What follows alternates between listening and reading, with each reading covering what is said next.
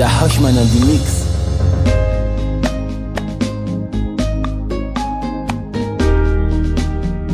Ẹbí ẹni bá dára ó yẹ ká wí, ìmọ̀lẹ́bí ẹni bá ń tòrò ká bá yan létí ọmọ aráyé kì í ṣe ń tó burú. Ebenezer ọmọ Oyèdélé ẹbí yín dára, ó ṣe é mú yangàn láwùjọ.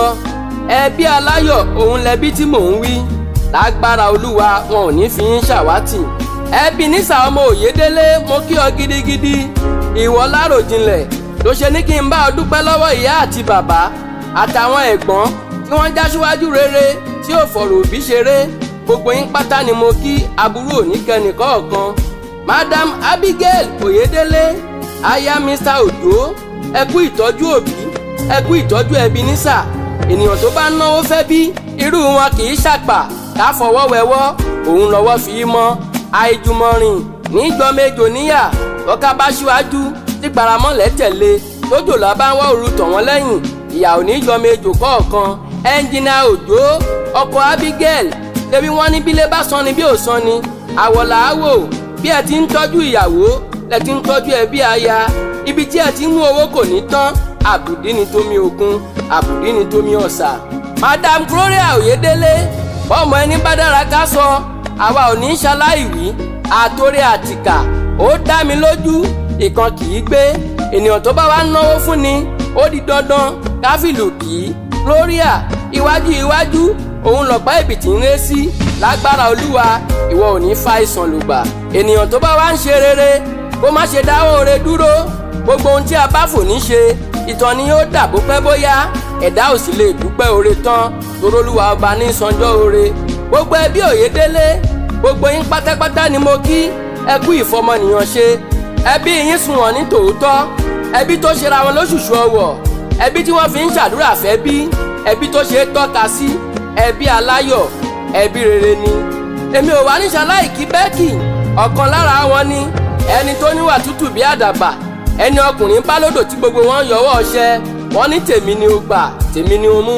Lágbára Olúwa ìwọ ò ní jẹgungun kẹ́yìn ẹran, ibi tí wọ́n bá ti ń ná owó ìwọ ò ní ná ojú.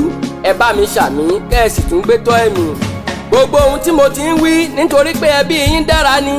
Èmi ò wá ní kọrin títí kí n gbàgbé aya Jefta tó ń jẹ́ Joyce, torí ẹni tó bá dára tí a bá yìn wọ́n, wọ́n á tún máa múra sí rere níṣe. Ilé ọkọ bá wá ń sọ ni òun lobìnrin rántí ẹbí. Ẹnjìnìà Òjó ọkọ Abigail, mo kí yín, iṣẹ́ yín ò ní dojúrú, ẹ ò ní kíkà àbámọ̀ bọnu.